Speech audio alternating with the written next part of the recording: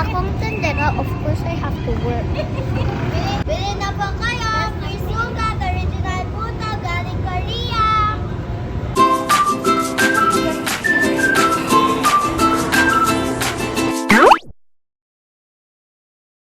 Annyeonghaseyo, hello guys, welcome back to our vlog. I'm Ara. And I'm Yumin, or the co-sister students of Korean Pinay. At before kami mag-uwi sa Pampanga, we visit our wowo dito sa cemetery. Dahil minsan lang kami mag-visit at magkasama dito sa Laguna. And after nagkayayaan ay unsa ba?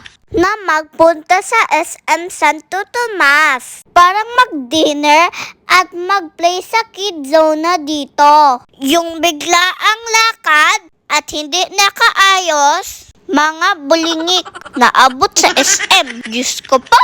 And dinner time, while waiting kami, sa table namin we buy bracelet first. Dahil mahilig kasi kami sa mga fashion jewelry. At fast forward, dahil nauhaw yung mga Disney princess, nakifritis kami ng milk dito sa Age Farm Fresh. Dahil kulang, we talk to kuya, can we have more? Sabi namin masarap po siya kuya. But yung totoo, nauhaw po kami. Dahil nahiya si mami bought us a bottle. After 48 years, nakakain na kami. So dito pala kami nagkain sa Classic Savory. So I had fried rice, chicken, and iced tea. Dami ko gutom, napasarap ako. Sarap ng fried rice nila dito. O diba? Ang tamihik, tahimik, ay bulol na. Habang kumakain, and fast forward kinabukasan, maaga pala kami bumiyahe pauwi ng Pampanga. Because today kasi ang last day ng bazaar namin para iwas na din sa traffic.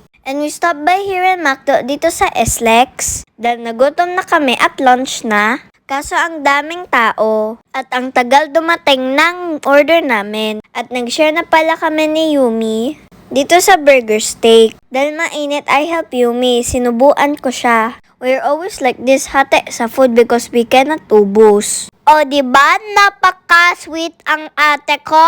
At tapos na kami kumain, kalat mo, linis mo. Niligpit pala namin yung tray namin. And we put it to the other side. Para ang susunod magkain, malinis na yung table. At umalis na din kami dahil malayo pa yung biyahe namin. At 4 PM nakarating na kami dito sa Pampanga. At dali-dali kami dumiretso dito sa Nepo para mag-display sa mga shoes namin. This is the last day of our bazaar. Kaya hindi kami pwede hindi magtinda. Sayang yung kita at araw. Kahit pagod at hilo kami sa biyahe, and we still help our mommy and nanay. Sabi namin kami muna magtawag ng customers. At habang minamasahe ko si nanay, para mawala yung pagod niya. While si Yumi naman ay naglalambing. Trabaho muna. Para next time, more gala. O diba, gala po more. Sumayaw at nagtawag na lang kami ng customer. Para mawala yung antok namin. Maoras, salamat sa pagtanaw. Sana po nakapag-follow. Please follow the sister po. That's all guys. Thank you for watching. See you in our next vlog. Bye!